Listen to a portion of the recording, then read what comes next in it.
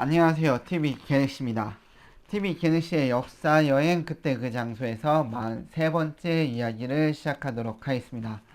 본격적으로 시작하기에 앞서 다들 아시죠? 구독, 좋아요, 알림 설정은 저의 피와 살이 됩니다. 사랑합니다. 자, 여러분들은 모두 북벌론이라는 것을 알고 계실 겁니다. 바로 두 차례의 호란을 겪은 후에 청나라를 정벌하자는 그러한 움직임에서 나온 북벌론인데, 이 북벌론의 중심에 있었던 인물이 바로 송시열입니다. 오늘은 그 송시열에 대해서 한번 이야기를 해보도록 하겠습니다. 자, 이 송시열에 대한 실록의 기록은 두 가지가 있습니다. 자, 하나는 숙종실록, 또 하나는 숙종실록 보궐정오라는 그런 두 가지 실록 기사에 이 송시열의 졸기라는 내용이 실려 있습니다. 제가 오늘 살펴볼 실록 기사 내용은 숙종실록에 있는 기사 내용입니다. 숙종 15년 6월 3일 송시열의 졸기라는 기사를 통해서 송시열을 한번 살펴보도록 하겠습니다. 자, 이 실록의 기사 시작은 송시열의 죽음에 대해서 이야기를 합니다. 이제 송시열의 이제 처벌을 원하는 여러 대신들의 그 간청이 있었고, 이제 거기에 대해 이제 왕이 얘기하는 이러한 것들이 얘기가 시작이 되고, 이제 그 후에 이때 송시열이 제주에서 납치되어 돌아오는데 바다를 건너와서 중궁을 임입해한 것과 오두인 박태보가 가나다가 죽은 것을 듣고는 드디어 먹지 아니하고 정읍현에 이르러 사사의 명을 받자 드디어 조용히 죽음에 나아가니 이때 나이가 83세였다라고 기록이 되어 있습니다. 자, 이 기사, 그러니까 이 송시열의 죽음과 관련된 이 역사적인 사건은 바로 기사황국입니다. 이 기사황국 때문에 당시 서인의 영수였던 송시열은 죽게 되는데요. 제가 이거 지난 영상에도 잠깐 언급한 적이 있긴 하지만 이제 조금 더 자세히 이 기사황국에 대해서 이야기를 한번 해보도록 하겠습니다. 자, 이 기사황국에서 그 유명한 장옥정이 나오게 됩니다. 자, 원래 당시 왕비였던 인현왕후에서 후사가 몇 년 동안 나오지 않았습니다. 그러다가 이 장옥정이 왕자 윤을 낳게 되는데 숙종이 이 윤을 세자책봉하고 이 장옥정을 희빈으로 삼으려고 했습니다. 그런데 당시 집권 세력이었던 서인이 이제 이를 반대하고 나섰습니다. 자, 인현왕후도 아직 나이가 어리고 하니 좀 기다렸다가 인현왕후가 왕자를 낳으면 그 왕자가 적장자가 되니 적장자가 있는 것이 해야 된다라고 그러한 이유로 반대를 하였습니다. 이에 숙종이 기사황국을 일으켰던 거고 이제 서인을 몰아내고 남인들이 이때 집권을 하게 되었습니다. 그래서 이 사건을 계기로 이제 송시열은 이제 사사를 받고 죽게 되는 것입니다. 자, 실록은 이렇게 송시열의 죽음에 대해서 먼저 언급을 하고 있고 이제 그 다음으로 일생에 대해서 이야기를 하고 있습니다.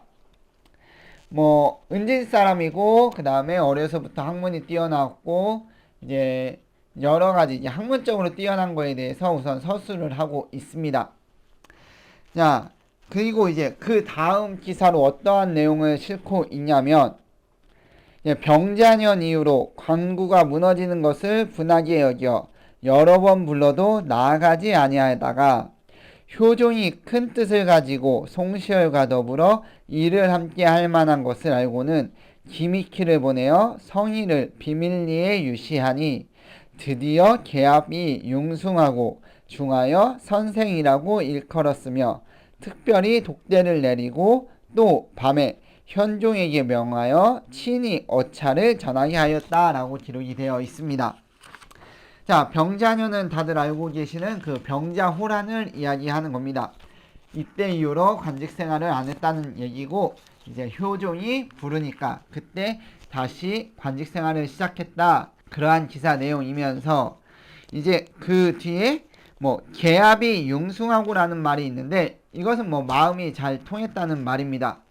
이제 효종과 송시열이 마음이 잘 통했다는 건데 무엇으로 통했냐 하면 바로 북벌론입니다.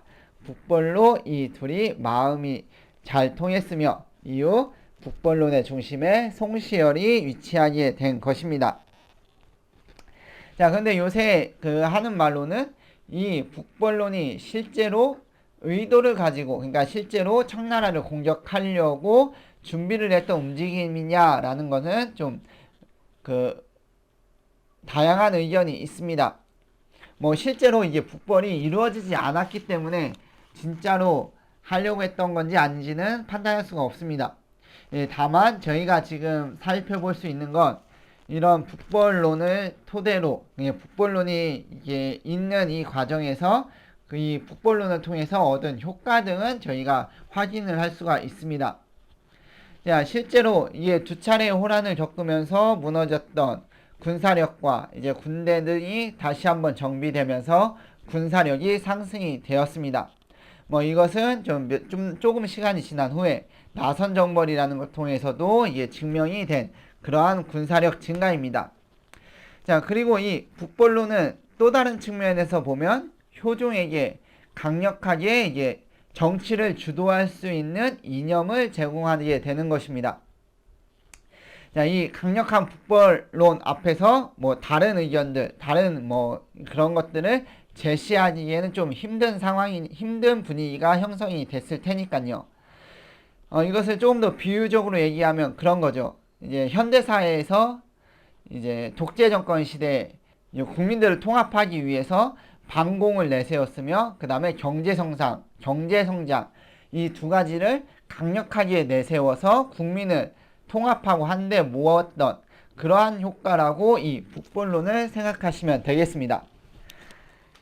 자, 이어서 실록 내용은 계속 살펴보면 당파 싸움에 대해서 이야기를 하고 있습니다. 자, 이의의 시대로부터 조성의 선비들 이미 사정의 당으로 나누어졌는데 갑인년, 의묘년의 화에 거의 죽게 되었다가 겨우 면하고 이렇게 기록이 되어 있습니다. 자, 갑인년은 제2차 예손 논쟁을 뜻합니다. 그래서 이 제2차 예손 논쟁을 갑인예손이라고 부르기도 하는데 지금 예손 논쟁을 잠깐 언급하고 넘어가도록 하겠습니다. 자, 이 예손 논쟁의 발달은 인조입니다. 자, 인조가 두 번째 자신의 왕비를 드리는데 이제 자기의 나이가 44세였습니다. 근데 두 번째 드린 왕비 나이가 15살이었습니다.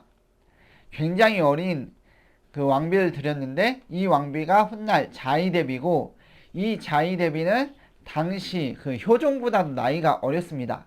그래서 이제 훗날 효종과 효종의 왕비가 죽을 때도 이 자의대비는 살아 있었습니다. 그래서 이 효종과 효종의 왕비 장례식에서 이 자의대비가 이제 상복을 얼마 동안 입어야 되냐라는 걸 가지고 서인과 남인이 논쟁을 벌인 게 예손 논쟁입니다. 당시는 조선시대는 예법을 중시했기 때문에 뭐 이게 중요하게 다뤄졌을 수도 있고 당시 조선 예법은 장자가 죽었을 때랑 그 다음에 그 외에 자식이 죽었을 때 이때 상복을 입는 기간이 달랐기 때문에 문제가 생기는 건데 이게 왜냐? 효종은 장자가 아닙니다. 소현세자가 형이 있었기 때문에 사실상은 차남인데 이미 그러니까 왕위에 올랐으니까 장자로 인정해야 된다라는 그러한 의견과 사대부, 그러니까 일반 양반과 똑같은 예법을 정유해서 차남에 대한 차남으로 인정해야 된다라는 이 논쟁이 벌어지게 된 것입니다. 자, 1차는 효종이 죽었을 때니까 이 효종이 죽었을 때 이제 자의대비가 3년을 입냐 1년을 입냐를 가지고 논쟁을 벌였고 이때는 서인이 이겨서 자의대비는 1년 동안 상복을 입었습니다. 근데 이제 갑인년 2차 예손 논쟁에서는 첫째 며느리가 죽으면 상복은 1년, 그 외에 며느리가 죽으면 9개월입니다. 이때도 똑같이 논쟁을 벌이게 되었는데 이때는 그 남인이 주장한 1년을 그러니까 첫째 며느리로 인정해야 된다라는 그 주장이 받아들여지면서 남인이 집권을 하게 되고 서인이 이제 실각을 하게 됩니다. 자, 이때 이제 송시열도 그 큰 화를 입을 뻔했다라는 그러한 내용입니다. 자, 아무튼 이렇게 이 예선 논쟁으로 권력에서 밀려났던 이 송시열은 이제 경신왕국을 통해서 다시 정계에 복귀를 합니다. 근데 이제 경신왕국을 통해서 복귀했다가 이제 훗날 다시 기사왕국을 통해서 이제 죽음에 이르게 되는 그러한 그 일생을 겪게 됩니다. 자, 이어서 다음 기사 내용을 살펴보면 윤휴, 윤중과의 갈등을 이야기하고 있습니다. 윤중부자는 본래 윤휴의 편을 들었고 송시열과 어긋났는데 윤중이 당시에 의논이 이와 같음을 보자 갑자기 글을 내어서 송시열을 헐뜯고 배척하니 당시 무리가 이에 드디어 윤중을 도와서 합하여 하나가 되었다. 이에 이르러 윤후, 윤중의 무리가 두 감정을 번갈아 부채질하여 해기가 더욱 벌어져서 드디어 극진한 화에 이르렀다. 이렇게 기록이 되어 있습니다. 자, 이 갈등에 대해서 이야기를 하면 이 갈등은 원래 윤휴와 송시열의 갈등입니다. 윤휴는 당시에 인재라고 떠오르는 인재라고 칭송을 받던 그러한 사람이었는데 이 윤휴가 주자학 그러니까 주자의 말에 새롭게 해석한 그러한 글을 썼습니다.